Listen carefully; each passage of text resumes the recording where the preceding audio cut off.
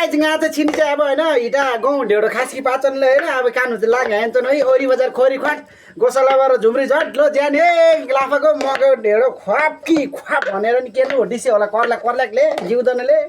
ए सिमे shop त यहाँ त जिउँदैन लेटेछ त इला ढेँडो ओडाल दिए थोडा गाह्रो माले थोडा लेसाइलो त माले त ओ स्याप स्याप जाट्ने डन्डीबाट देना पनि दानाले धेरै खराल हिजट कि वार्चो खोला पार्चो खोला डिसे रेलेक भनी साली मचक मोइ बइ सेलेक भनेर पनि के भन्नु जिन्दगी यस्तै छ कुकुरी ए आथामा सियोले घोच्छ नि बुढियाले साह्रै नि खोज्यो नि हो बाबुजी के भन्नु भएको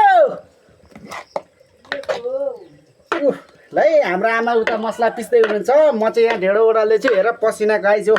यस्तो चाहिँ खानुलाई दुःख के गर्नु गाउँले जिन्दगी यस्तै हाम्रो त गाउँघरमा माटोको चुलो छ त्यही भएर ए हजुर आगो बाल्दा यस्तो हालत छ ओरी बजार खोरी ख्वाट गौशाला बजार झुम्री झ्वाट ल रानीको लप्पा मको ढेँडो ज्याकी क्वाट कि क्वाट अलिकति पिठो ल्याउँदा बुढी आत्थामा हातै दुख्यो अलिक पिठो पुगेन हौ थोरै पिठो ल्याउ न फेरि ओहो झोल चाहिँ नहाल है बुढी यो कराईको अट्टी नटी हाल है अलिक खाँदी भरि हाल खासै झोल मन पर्दैन यत्रो नुन हो कि सुन हौ ए छा आम्मा ओलो पानी खोलो झोल खा बुढी तातो झोल पानी चाहिँ त्यति धेरै नै हाल न हौ कन्ती भरि खाँदी हाल है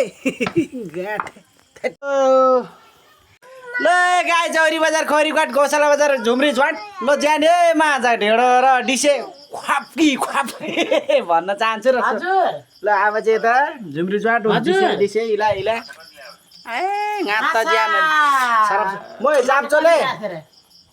पका दाइ आधा किलोको भाइ त्यस्तै हो जिन्दगी ओरी बजार खोरीघाट मल है अब ज्या कान हो त ज्या डिसे ख्वाप